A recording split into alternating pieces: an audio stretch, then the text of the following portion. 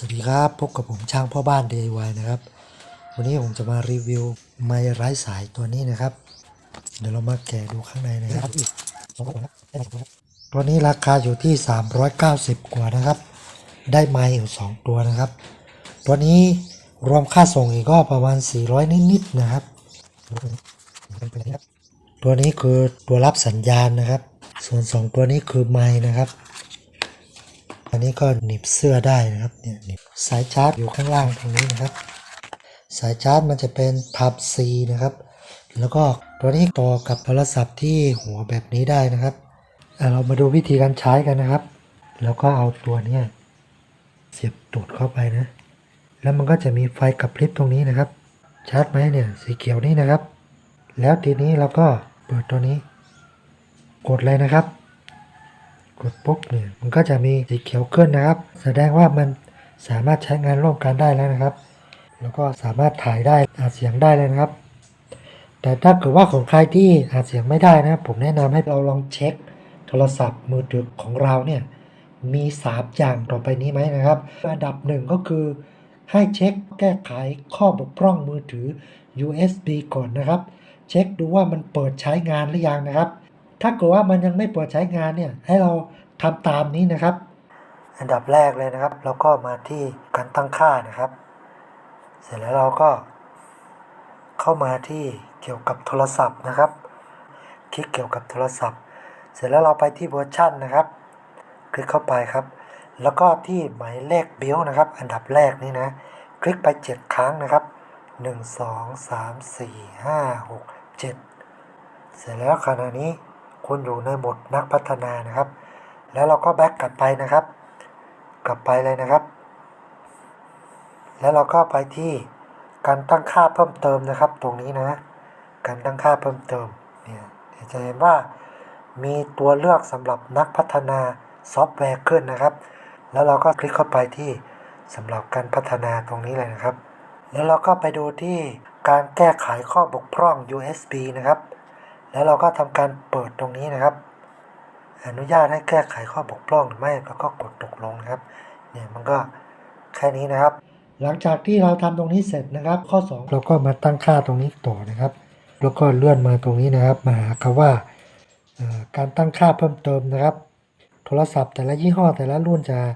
ไม่เหมือนกันนะครับแต่ว่าจะมีคำว่าตั้งค่าเพิ่มเติมประมาณนี้นะคลิกเข้าไปครับแล้วเราก็มาหาคำว่าการเชื่อมต่อ OTG นะครับแล้วก็กดเปิดนะเปิดปุ๊บอันนี้1อย่างแล้วนะครับเราแบ็กกลับไปนะครับแล้วก็ไปดูตรงนี้นะครับเสียงและการสั่นนะครับคลิกที่เสียงและการสั่นเสร็จแล้วก็มาดูข้างล่างนี้นะครับ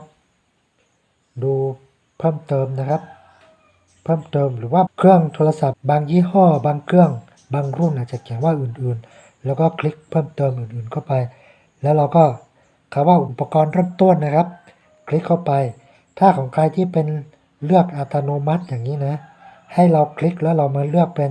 ใช้อุปกรณ์รอบข้างหรือโทรศัพท์บางเครื่องเรียกว่าใช้อุปกรณ์เสริมนะครับแล้วก็คลิกตรงนี้นะครับก็ตรงนี้ก็จะขึ้นว่า